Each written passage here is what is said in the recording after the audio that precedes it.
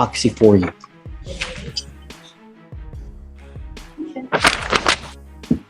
From Dr. Salvatore as well, Judge?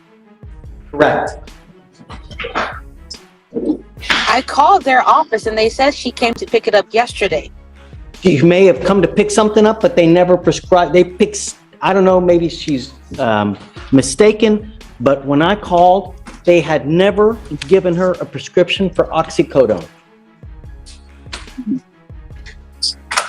So I called these three places, and a fourth, none, had given you a prescription for oxycodone. So unless you have a better place that you got it from, tell me. Well, Your Honor, and that was a question that I have for them as well. However, the monitoring system is statewide. It's owned by the state. It's not something that she can get on her own. So the fact that they had it, at least someone with a MD, I believe, prescribed it. What? I was saying that since it's the prescription monitoring system that provides these prescriptions, it's actually someone prescribes them. So I'm not sure if Dr. Salvatore herself prescribed it, but they were able to print it out and give her the fact that she had been prescribed these medications. I called all the providers and no one had prescribed her oxycodone. I'm trying to understand how it must have gotten to the state system in that regard. I'm not sure how that may have happened. She didn't print it out herself. She got it from an actual doctor's office. I guess let's do this. I'm gonna put her in back. If you want to call back in the holdover so you guys can talk to figure something out, perhaps she can give you more information. But as it stands now, I don't know where she got it. Not only that, I will not allow you to pill mill Oxy to kill yourself. I'm now going to put your name on the Texas Prescribing Monitoring Program so that you can't pill mill oxycodone. All right, guys, let's get straight to it. What starts as a routine medication check spins into a chaotic unraveling of deception. A patient claims she picked up a prescription for oxycodone, but the doctor's office flat out denies it. 3 calls, 4 different providers, no one wrote that script, so where did it come from? The tension builds fast as the judge and the staff uncover a trail that doesn't add up. The monitoring system is state-controlled. This wasn't some paperwork glitch. Someone's lying, and it's about to get real. I'm not going to let you kill yourself, mate. If you want to kill yourself elsewhere, great. But it's not going to happen with me. And you will now be monitored so you cannot just go from one doctor to the other to start getting Oxy everywhere. You understand? Because you're going to kill yourself with this. Or, more importantly, take it, get in a car, and kill someone else. I'm going to do everything in my power to protect the public. By any means necessary. She'll go with you for now, and then I'll have Chisholm call you back there and we can figure out where we're going from here. Yes, Judge. Yes, Judge. Okay, Judge, for the meantime, can I be excused to give her a call? Yes, ma'am. Yes, Judge. Thank you. Thanks. Okay, hold on. 120 Oxy. Okay. Okay. Okay. Mace, Suite 510. Yeah, I see that. Who, after that point, were there any other prescriptions given? Got it. Okay. No, that's great.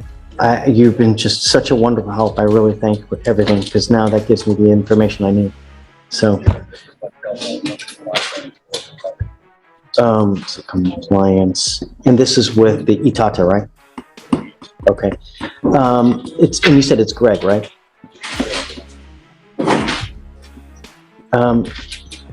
Boom. This ain't just confusion, it's a full-on red alert. The judge drops the hammer. I will not allow you to pill mill Oxy to kill yourself. She's done playing nice. He puts the defendant on the Texas Prescription Monitoring Program, locking her out of doctor hopping for drugs. The goal? Protect the public. No more lies, no more Oxy death roulette. If you're gonna go down this path, it won't be on this judge's watch. Hard stop. There's a line between treatment and destruction, and she just crossed it. Oh, I was going to ask you something else, and it just came out of my mind. What was I was going to ask? Okay, yeah, I think that should be good. So can we now put the name in the database so that there's no more pill mill shopping?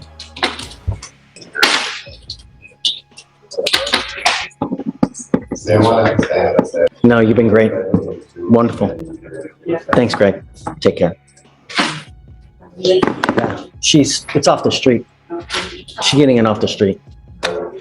They have the prescription monitoring program so that anytime you get a controlled substance, it's entered into an actual database so they can see it. And so if someone is script hopping, they can see every time. And so if they see too many scripts from different doctors, it stops. And it puts the people on notice. And then, because then the doctors will get in trouble, then doctors get charged, for running a pill mill. So the last time she was in January of 23 for Oxy. So, okay. Yes, that's a great idea. Good. Okay, come up, guys. So here's the thing, Pavel. Yes, Judge. So I've got Chisholm on the phone now, and what she's saying is that she had a prescription from January of 23, and Miss Mathis is trying to say that she had the pills since that time and takes it as needed. And I'm saying, yeah, I mean, I don't. If someone has a prescription for Oxy, they don't hold it for a year. In 3 months, they take it because it's Oxy. People who take Oxy don't have the control to hold that many for that long. Yeah, I mean, I don't see what you would hold Oxy for. I mean, with this, I've had it for surgery. That's all I can think of. And Oxy is just too strong, it's too potent, and it's way too addictive for someone to just hold it. I don't believe that for a second. Let's keep it raw. Nobody holds 100 Oxy pills for a year. Seriously, who believes that? The idea that someone took them as needed is insulting to the court's intelligence. Oxycodone is no Tylenol. It's dangerously addictive. The judge and legal team are fed up. She failed curfew, ignored orders, and now this. Script hopping is a game with deadly consequences, and this judge just flipped the board. From now on, no more prescriptions, no more excuses. You're on blast.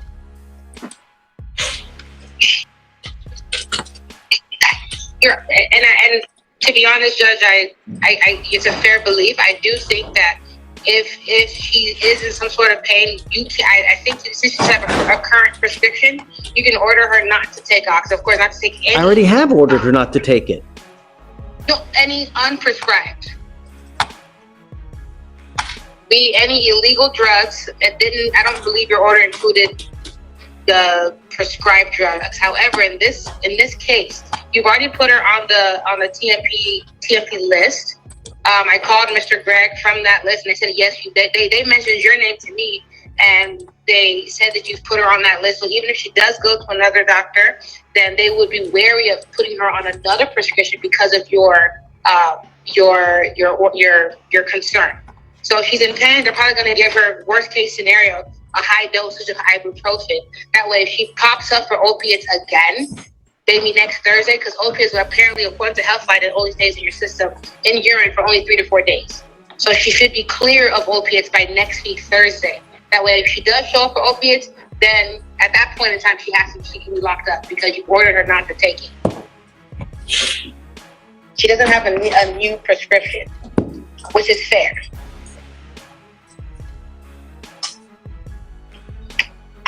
What do you think, Pavel? What's the request? Test her let her out, test her on Thursday, and order her not to take Oxy at all. And that's assuming that she even held the 100 pills until now. Absolutely. From January 23. I don't believe that for a second.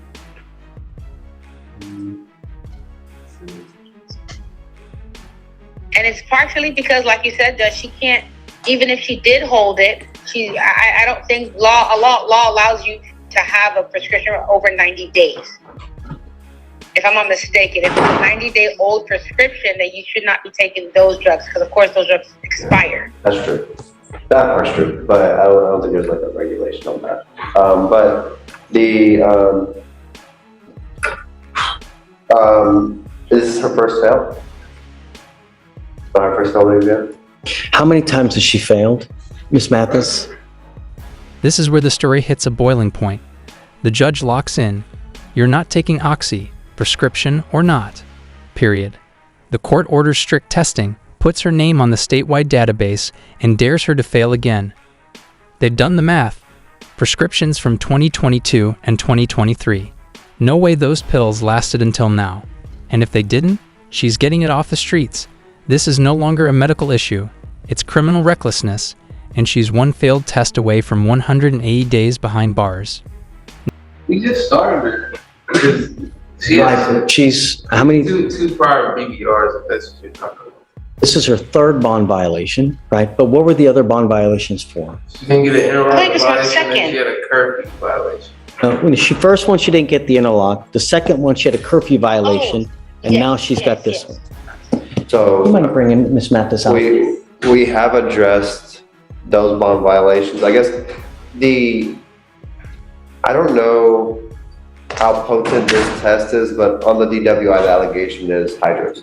So hydros, oxys, they have the same effects. It seems They like don't have the same effect. No. Oxy is so much more poureful. It's No, just they're- crazy. they're just as addictive, is what I mean. Like how you can be Like addicted case to scenario, hydros. her It's doctor no. can prescribe her a major program. Hydro is addictive. Oxy, it's 15,000 times it's, I'm telling you, it's, once you start, it's, We could, I think we could approach that and give her another chance, but with regards to the drugs, we've given her chances on the other I violations. don't think you can stop. And I'm ready to put you in a rehab program right now because I think that you are pulling the wool over my eyes. You are forum shopping for pills. I have now put you on the list.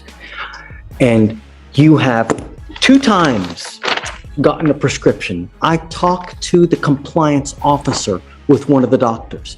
He told me you have a prescription for 120 Oxy from 12/6/22, and then you had another prescription from January 23 for another 100 pills of Oxy.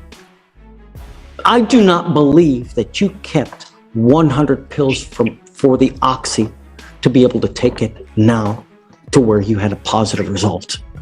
I think that you're getting it off the street. And I want to put you in a rehab program now. The judge doubles down. No more mercy. You will be tested Mondays and Thursdays. Fail again, and you're done. The conditions are clear. No opiates, no alcohol, no excuses. Even if another doctor prescribes it, she's banned from taking it. If she's in pain, too bad. Try ibuprofen. The courtroom transforms from a place of leniency to a last resort intervention center. She's got demons, and if she doesn't deal with them, the court will. It's rehab or it's jail. No middle ground.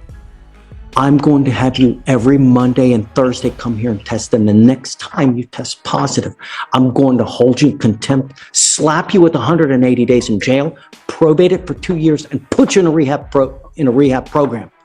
Do you understand? You are not to take any drugs, any hydrocodone, any opiates. I don't care if you have a prescription. I'm ordering you not to take it, even with a valid prescription. If you have pain, then you must find another way, either ibuprofen, Aleve, Tylenol, Excedrin, another way. But no more controlled substances, whether prescribed or not. And the next time, you have been advised what's going to happen. You will sign an affidavit with me right now promising me that you're not going to take any prescribed or controlled medications. Do you understand?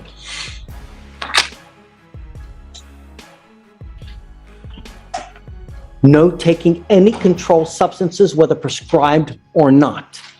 No alcohol, No more bond violations. You've now been apprised. I'm giving you the benefit of the doubt because you had the prior script from 2023. In my heart, I know that you don't have those pills. And this is the only other time you will ever get another benefit of the doubt from me. You need to do whatever you can to address the demons in your life. Because if you don't, I'm going to do it for you the next time.